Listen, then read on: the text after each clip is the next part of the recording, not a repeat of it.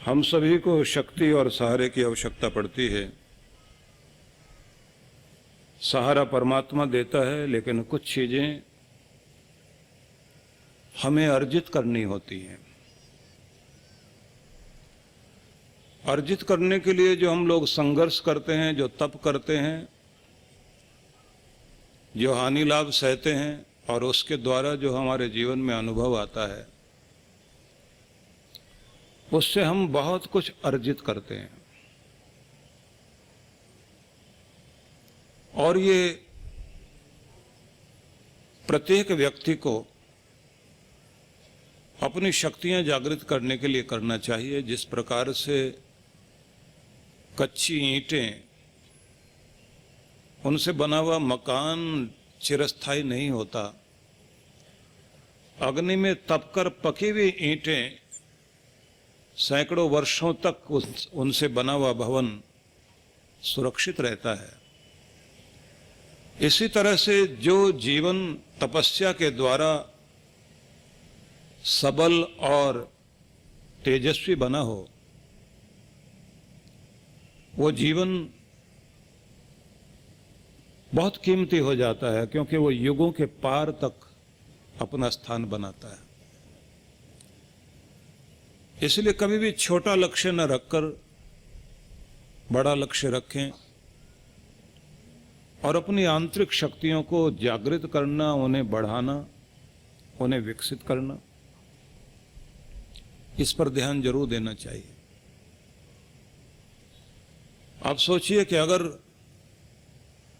अष्टावक्र छोटी सी आयु में राजा जनक का गुरु बना, 8 जगह से टेढ़ा मेढ़ा, देखने में कुरूप, सारी सभा देखकर हंस रही थी, क्योंकि वो चल भी नहीं रहे थे, लुढ़क रहे थे। उनके पिता, जिनका नाम था बंदी, राजा जनक के दरबार में थे, तो उनको खोजते हुए अष्टावक्र पहुंचे थे। और जब सबने उनको देखकर उपहास किया, तो ये भी बहुत जोर से हंसा और हंसकर इसने सबकी तरफ ध्यान से देखा। तो सभा बड़े विद्वानों की थी, सबने कहा कि हमें हंसना तो समझ आता है कि हमें आपको देखकर हंसी छूटी, लेकिन तुम हमें देखकर हंस रहे हो तो ये आश्चर्य वाली बात है। अष्टावक्र ने कहा कि मैंने सुना था कि यहाँ बहुत विवेकी, ज्ञानी, तत्वदर्शी लोग बैठे हैं, लेकिन अब समझ में आया कि यहाँ तो हड्डी चमड़ी को पहचानने वाले, हड्डी चमड़ी का काम करने वाले लोग बैठे हैं, जिन्हें केवल शरीर देखकर कुछ समझ आता है। तो आप सिर्फ चमड़ी देख सकते हो, हड्डी देख सकते हो, उसी के कारण हंस रहे हो। राजा जनक को थोड़ा रोष आया। रोष में आकर उन्होंने कहा, आप बोल क्या रहे हैं? अष्टावक्र ने तब कहा कि नदी टेढ़ी हो, जल टेढ़ा नहीं होता।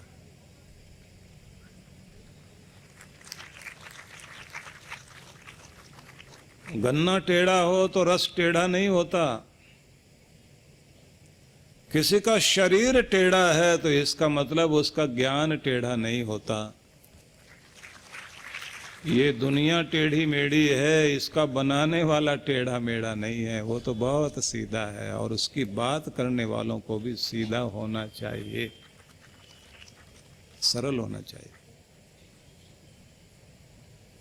अब जनक को झटका लगा। उन्होंने कहा कि वो आ गया जिसकी प्रतीक्षा थी। जो हमारी आंतरिक चेतना को जागृत कर सकता है, उस महान पुरुष के दर्शन हो गए हैं। अपनी पत्नी से कहा कि अर्घ्यपाद्य के द्वारा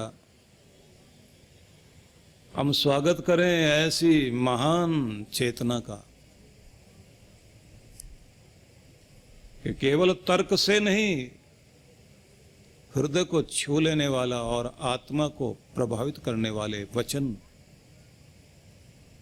ऐसे महान पुरुष के ये महान ऋषि है। और वही व्यक्ति थे जिन्होंने घोड़े पर चढ़ते चढ़ते राजा जनक की समाधि लगवा दी थी। लेकिन अगर अष्टावक्र उस उच्चता तक पहुंचे, उसके पीछे उनका तप था, उनकी साधना थी। हम तपस्वी और साधक सिद्धों के देश में रहने के बाद भी,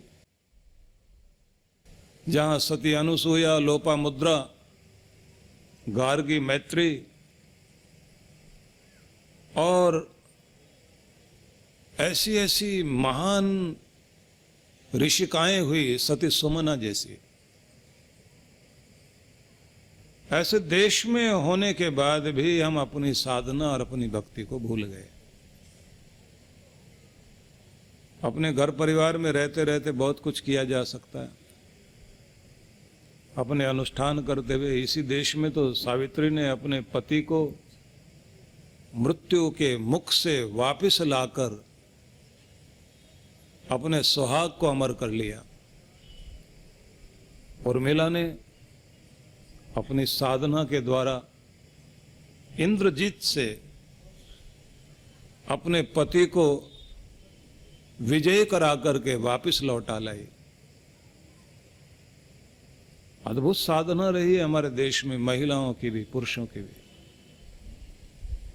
अब हम लोग अपनी परंपराओं से दूर होते जा रहे हैं, और अगर और कोई साधना नहीं कर सकते तो कम से कम भगवान श्री कृष्ण वाली साधनाओं पर ध्यान दें।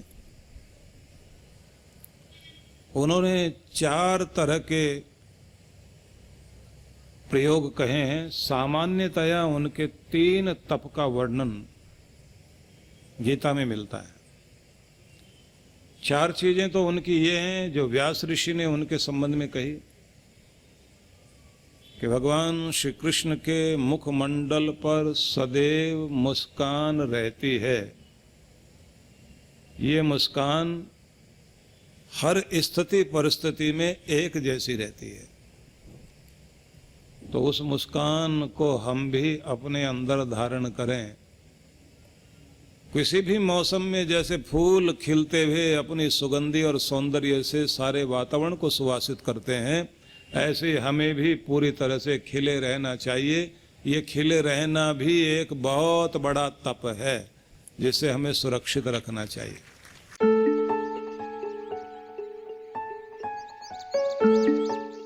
आप सभी भक्तों को मैं ये सूचना देना चाहता हूँ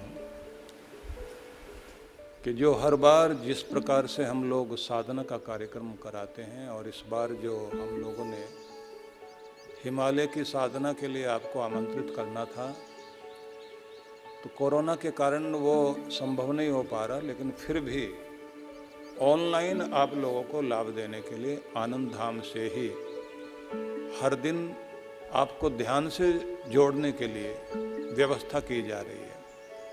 सबसे पहले 5 दिवसीय ब्रह्म शक्ति जागरण ध्यान, इसका शुभारंभ होगा। ये 5 दिनों के लिए कार्यक्रम रहेगा। इसका लाभ आपको इस रूप में होगा कि जो शक्ति पूरे ब्रह्मांड को चलाती है, लेकिन हम ही उस शक्ति को नहीं पहचानते और उसका लाभ नहीं ले पाते, तो इसी के लिए ये ध्यान है। 7 दिन के लिए 7 दिवसीय चक्र साधना का कार्यक्रम आयोजित किया जा रहा है। इसमें आप अपने अंदर जो ऊर्जा के 7 चक्र माने जाते हैं, इन चक्रों का जागरण करते हुए अपनी शक्ति को ऊपर उठा करके कुंडलिनी शक्ति को जागृत करते हुए परम शक्ति के साथ उसका मिलान किया जा सके और अपने अंदर अनेक अनेक प्रतिभाओं को जागृत किया जा सके। इसी में एक चीज हम और भी करेंगे जिसको कहते हैं ब्रह्म कवच साधना। एक दिन की ये साधना भी साथ साथ कराएंगे, जिससे आपके चारों ओर एक कवच बन सके भगवान का, आपका ओरा स्ट्रांग हो सके, तो वो सारा लाभ आपको इन 7 दिनों में मिलेगा। यदि आप चांद्रायण तप करने के लिए तत्पर हैं तो फिर मेरा निवेदन ये है कि जो साधना के लिए विशेष रूप से हम लोग सबको बुलाते हैं चांद्रायण साधना, यह 1 महीने की साधना होती है, लेकिन लघु चांद्रायण जो है इसे आप घर बैठे भी कर सकेंगे। और इस साधना में आप देखेंगे कि आत्मशोधन, स्वर्ग प्राप्ति और पाप विमोचन की जो क्रियाएं हैं, जिससे अंतःकरण की शुद्धि हो सके, पंचभूत और पंचतन मात्राओं की शुद्धि हो सके, उसके लिए जो है ये चांद्रायण तप, अनुष्ठान और यज्ञ इसमें शामिल होता है। लेकिन इसमें आप लोग जो है 7 दिनों तक इसका ध्यान कर सकेंगे। और अगर पूरा लाभ लेना है तो चांद्रायण तो आपका तब निभेगा जब आप एडवांस कोर्स ध्यान का, चक्र साधना वाला और साथ में चांद्रायण तप की साधना भी साथ साथ करें। इसमें साथ साथ में गायत्री साधना को भी जोड़ा जाएगा। तो इसलिए मैं निवेदन करता हूँ कि इस साधना के लिए तैयारी कर लीजिए। तो सभी के लिए बहुत बहुत आशीर्वाद।